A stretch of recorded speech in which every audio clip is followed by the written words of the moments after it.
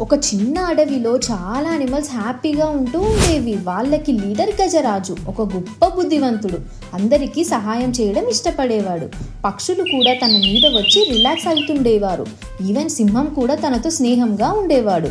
కానీ ఒకరోజు విలేజర్స్కి సంబంధించిన కొన్ని క్రూయల్ దొరలు ఫారెస్ట్లో ఎంట్రీ ఇచ్చారు. వాళ్ళ ఎయిమ్ ఏంటంటే చిన్న అనిమల్స్ని పట్టేసి కోట కట్టి బిజినెస్ చేయడం. చిన్న ర్యాబిట్స్, పికాక్స్, డీర్స్ అది చూసి అందరూ పానిక్ అయిపోయారు. ఆ క్రూయల్ దొరలు ట్రాప్స్ వేసి అనిమల్స్ని పట్టడం స్టార్ట్ చేశారు. గజరాజు మాత్రం చాలా కేర్ఫుల్గా అబ్జర్వ్ చేశాడు.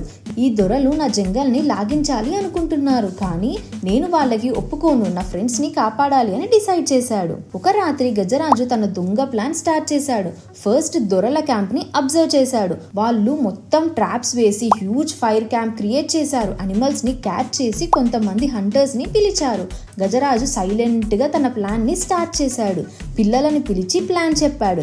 బర్డ్కి నీకు ఫ్లయింగ్ స్పీడ్ ఉంది కదా, ట్రాప్స్ ఎక్కడ ఉన్నాయో చూడాలి అని.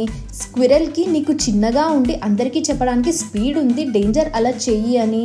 లయన్కి నువ్వు ఆఖర్లో సౌండ్ చెయ్యి, హంటర్స్ ఎక్కడున్నారో తెలుస్తుంది అని ప్లాన్ చెప్పాడు. తరువాత గజరాజు ట్రాప్స్ని లేపి పట్టి దొరలు సెటప్ని డిస్ట్రాయ్ చేశాడు. బిగ్ స్టాంప్తో వాళ్ళ స్టోరేజ్ డిస్ట్రాయ్ చేశాడు. దొరలు పానిక్ అయిపోయారు. ఈ ఎలిఫెంట్కి ఇంత పవర్ ఎలా అని.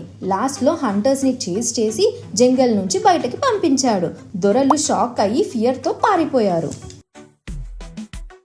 మీకు మా కథలు నచ్చాయా? అయితే సబ్స్క్రైబ్ చేసుకోండి. మీ సపోర్ట్తో మరిన్ని మంచి కథలు మీకు అందించగలుగుతాం. బెల్ ఐకాన్ నొక్కడం మర్చిపోవద్దు. తద్వారా ప్రతి కొత్త వీడియో మీకు వెంటనే అందుతుంది.